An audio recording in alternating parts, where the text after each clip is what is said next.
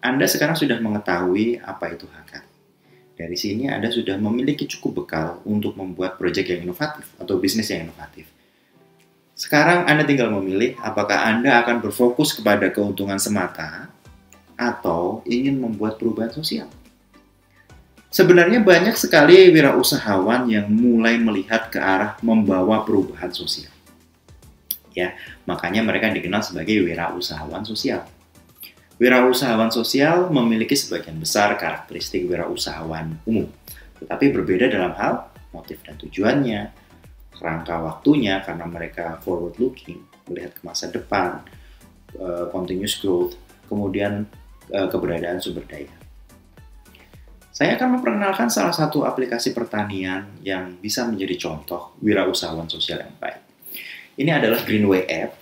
Greenway App ini adalah aplikasi yang digunakan oleh petani-petani di Myanmar yang memungkinkan mereka untuk menjual produk-produk pertaniannya langsung ke pembeli di kota sehingga menghindari peranan tengkulak dan juga berbelanja kebutuhan-kebutuhan pertanian mereka dari sebuah online shop yang ada dan bisa live chat dengan ahli-ahli pertanian sehingga seumpama mereka tanamannya terserang hama atau apa, mereka tinggal foto, upload, dan nanti akan ada ahli pertanian yang mengkomentarinya.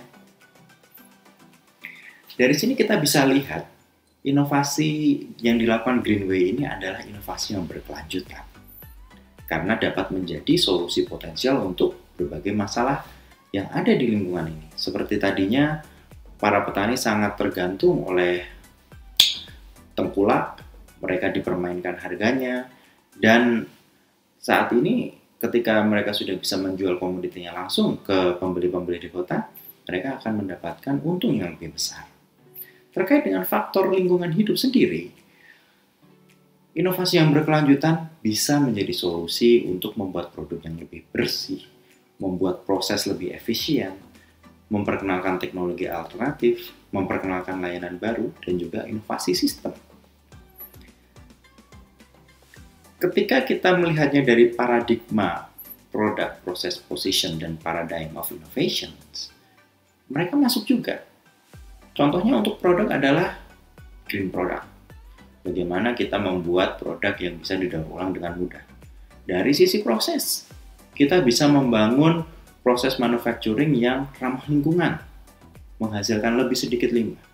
Dari position innovation-nya, kita bisa merebranding produk kita sebagai produk hijau dalam tanda kutip.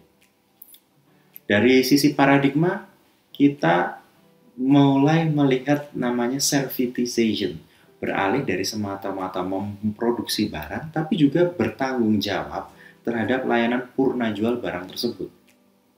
Dari situ kita bisa meminimalisir kerusakan produk karena ada customer service yang selalu memantau, kemudian disposal atau pembuangan produk yang lebih awal karena nantinya kita mungkin ada program untuk buyback dan lain sebagainya. Rekan-rekan sekalian, sehingga dapat kita simpulkan bahwa berbagai upaya yang dilakukan perusahaan untuk mengembangkan pandangan luas tentang inovasi dan manfaat finansial, ekonomi, dan sosial inovasi harus didasari oleh keputusan bisnis yang baik. Dan manfaat-manfaat dari inovasi tersebut biasanya dapat diaktualisasikan menggunakan HKI atau hak kekayaan intelektual.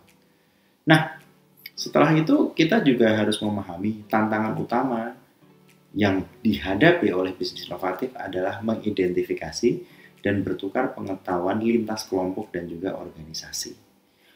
Baik itu dalam konteks bisnis pure mendapatkan keuntungan atau bersifat sosial tapi masih didukung oleh teknologi. Baiklah, ini adalah akhir dari perkuliahan kita di modul ke-9 ini. Saya sangat menyarankan rekan-rekan untuk mengerjakan tugas-tugas yang ada di modul ini. Kita akan bertemu dengan modul terakhir kita, yakni di modul 10. Terima kasih dan sampai jumpa.